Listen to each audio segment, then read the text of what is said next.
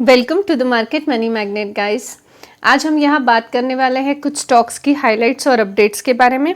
इस लिस्ट में जो हमारा सबसे पहला स्टॉक है वो है रेलवे स्टॉक से रिलेटेड।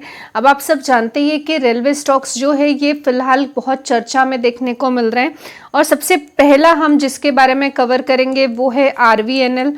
अब आरवीएनएल जो है हम देख रहे हैं कि आरवीएनएल में अच्छी खासी ग्रोथ हमें हर रोज देखने को मिल रही है। आज की अगर हम आरवीएनएल की ग्रोथ देखें तो आप यहां देख ही सकते हैं आरवीएनएल में आज करीबन 5% की तेजी हमें देखने को मिल रही है।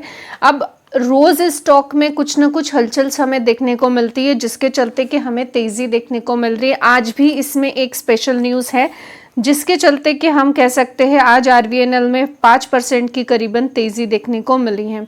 और अगर हम उस न्यूज़ की बात करें तो वो है ये आरवीएनएल जो है इसको जो है किर्गिज इंडस्ट्री है इट्स और किर्गिज इंडस्ट्री के तरफ से एक प्रोजेक्ट अलॉट हुआ है। जो प्रोजेक्ट है वो आरवीएनएल को एक जॉइंट वेंचर कंपनी है किर्गिज इंडस्ट्री, वहाँ से ये प्रोजेक्ट अलॉट हुआ है। और ये प्रोजेक्ट में जो मेंशन किया गया है यानी प्रोजेक्ट का कॉस्ट तो डेफिनेटली मेंशन नहीं है यहाँ पे, लेकिन प्रोजेक्ट जो है वो इंफ्रास्ट्रक्चर से रिलेटेड है और वो भी किर्गिज रिपब्लिक्स में।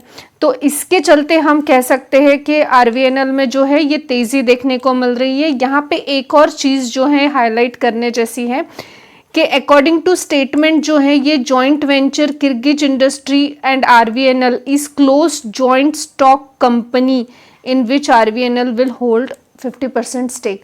ये जो प्रोजेक्ट है ये ऐसे कंपनी का है जिसमें आरवीएनएल ऑलरेडी 50% का स्टेक जो है ये होल्ड करता है। अब ये तो रही आरवीएनएल के तेजी के पीछे का कारण कि इनको किर्गिज इंडस्ट्री के तरफ से जो है एक प्रोजेक्ट अलॉट हुआ है। अब आप देख सकते हैं जो आईआरएफसी है इसमें तो करीबन 9.25% से ज़्यादा की तेज़ी हमें देखने को मिल रही है। इसके पीछे का कारण क्या है? तो गाइज आरवीएनएल को प्रोजेक्ट मिला है और उनको जब फाइनेंस की ज़रूरत पड़ेगी तो डेफिनेटली आईआरएफसी से फाइनेंस होने वाला है। तो इनडायरेक्ट डायरेक्ट इम्पैक्ट आईआरएफसी पे भी हमें देखने को डेफिनेटली मिलने वाला है, जिसके चलते कि ये स्टॉक जो है तेज़ी में हमें देखने को मिला है। अब इंफ्रास्ट्रक्चर की बात हो और आर्कॉन की बात ना हो ऐसा तो हो नहीं सकता। तो आर्कॉन में भी आज आप देख सकते हैं 3.25% से ज़्यादा की तेज़ी हमें देखने को मिल रही है। कारण सेम है क्योंकि आरवीएनएल और आर्कॉन का मर्जर हमें फ्यूचर में देखने को मिलने वाला है, तो वो प्रोजेक्ट के डायरेक्ट इनडायरेक्ट इम्पैक्ट इस पे भी पड़ने वाले डेफिनेटली है। तो आरवीएनएल को प्रोजेक्ट मिला है जिसके चलते आईआरएफसी भी तेज़ी में है, आरवीएनएल भी तेज़ी में है। आईआरएफसी तेज़ी में है क्योंकि आरवीएनएल को फाइनेंस प्रोवाइड करने का काम जो है वो आईआरएफसी करने वाला है और आर्कॉन भी इनमें तेज़ी में डेफिनेटली देखने को मिल रहा है क्योंकि आर्कॉन भी हम कह सकते हैं इंफ्रास्ट्रक्चर से ही रिलेटेड काम करता है। इस लिस्ट में हमारा नेक्स्ट स्टॉक है टाटा मोटर्स। अब टाटा मोटर्स में भी हमें अच्छी तेज़ी देखने को मिली है। टाटा मोटर्स में इलेक्ट्रिक व्हीकल के चलते हम कह सकते हैं एक ब्राइट फ्यूचर हमें देखने को मिलता है, बट अगर हम इलेक्ट्रिक व्हीकल को एक्सक्लूड कर दे टाटा मोटर्स से तो आई डोंट थिंक ये स्टॉक में कुछ दम बचेगा। अब टाटा मोटर्स की इस तेज़ी के पीछे का कारण ये है कि इसके जो नवंबर सेल्स का जो डाटा है 2022 का वो आया है और इसमें करीबन 21% की जो ग्रोथ है ये बताई है। अब इनके जो पैसेंजर व्हीकल्स हैं इसमें 46,425 यूनिट की जो है ईयर ऑन ईयर ग्रोथ देखने को मिलती है, यानी करीबन हम कह सकते हैं कि डोमेस्टिक व्हीकल्स को मिलाकर कमर्शियल और डोमेस्टिक को मिलाकर 55% की जो है ये यूनिट्स की 55% की सेल्स में ग्रोथ हमें देखने को मिल रही है। और अगर हम ईयर ऑन ईयर की बात करें तो लास्ट ईयर 2021 के कंपैरिजन में हमें यहाँ 2022 में अच्छी ग्रोथ यहाँ देखने को मिलती है टाटा मोटर्स में, क्योंकि 2021 में अगर हम देखें तो 62,192 यूनिट्स का सेल था और इस साल 75,478 यूनिट्स का सेल हमें नवंबर महीने में देखने को मिल रहा है, जिसके चलते हम कह सकते हैं एक पॉजिटिव माहौल टाटा मोटर्स को लेकर हमें देखने को मिल रहा है। इसके बाद हमारा जो नेक्स्ट स्टॉक है वो है yes bank.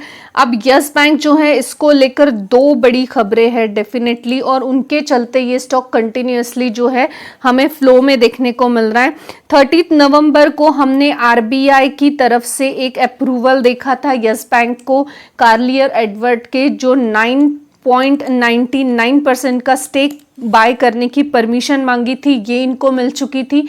As well as हमने जो यस बैंक है इनको 2 लेटर्स भी आरबीआई से अप्रूव हो चुके थे, जिसके चलते के जो यस बैंक का एनपीए है उसको क्लियर होने के लिए बहुत अच्छी जो है हेल्प होने वाली थी। और वो दोनों के चलते हम कह सकते हैं कि एक पॉजिटिव माहौल बन चुका है कि यस बैंक का जो एनपीए है ये जल्द ही क्लियर हो जाएगा। वैसे भी जो करंट मैनेजमेंट है बहुत स्ट्रांग है, बहुत अच्छी कोशिश कर रहे हैं कि यस बैंक को वो रिकवर करें, और ये दोनों न्यूज़ के चलते जो कि हमने ऑलरेडी सैटरडे को कवर की थी, इसके चलते आज हमें जो है ये 8% की तेज़ी देखने को मिली है यस बैंक में। अब यस बैंक में अगर आपको अभी एंटर करना है तो डेफिनेटली आप कर सकते हो, no problem at all, but आगे प्रॉफिट बुकिंग भी थोड़ा बहुत हो सकता है, जिसके चलते आप फ्रस्ट्रेट हो नहीं होंगे, इस मेंटालिटी से आप एंटर कर सकते हो। अभी यहाँ पे आपको जो है 21 पैसे है, ये 27-28 तक तो आराम से जंप करेगा। आपको 20 रुपीज़ पे स्टॉप लॉस लगा लेना चाहिए और एंटर कर लेना चाहिए।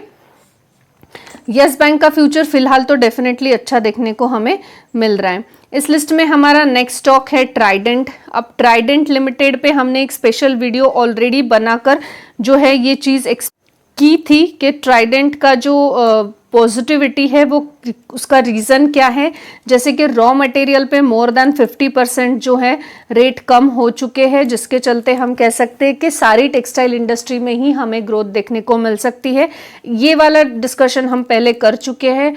आज के पीछे की तेज़ी का कारण जो है वो नवंबर महीने के इसके सेल्स का जो डाटा आया है वो बहुत अच्छा देखने को मिल रहा है, और जैसे कि हमने पहले ही देखा था रॉ मटेरियल के जो रेट है वो मोर देन 50% से कम होने की वजह से टेक्सटाइल इंडस्ट्री ग्रो करेगी, वैसे ही इनका टेक्सटाइल का जो डाटा आया है उसमें अच्छी खासी जंप हमें देखने को मिल रही है, जिसके चलते हम कह सकते हैं कि फ्यूचर में हमें और भी अच्छा परफॉर्मेंस ट्राइडेंट इंडस्ट्री का देखने को मिलेगा। इस लिस्ट में हमारा लास्ट स्टॉक है और रिटेल इन्वेस्टर का फेवरेट भी, सुजलॉन एनर्जी। अब वैसे तो इसमें कवर करने लायक कुछ भी नहीं है, मैं पहले भी इसके बारे में बता चुकी हूँ। आज भी इसमें करीबन 10% से ज़्यादा की तेज़ी हमें देखने को मिली है, और इसके पीछे का कारण कुछ भी नहीं है, ऑपरेटर है। अब ये ऑपरेटर्स जो है ये स्टॉक चला रहे हैं, स्टॉक में कुछ भी बचा नहीं है, फंडामेंटली पूरा कोलैप्स है। ये स्टॉक में एंटर करना यानी हम डेफिनेटली एक नुकसान वाला सौदा बोल सकते हैं। ऑपरेटर ये स्टॉक को ऊपर नीचे भगाते हैं, उसके अलावा ये स्टॉक में देखने लायक कुछ भी नहीं होता। आई होप गाइस आपको इन्फॉर्मेटिव लगी होगी। Thanks for watching.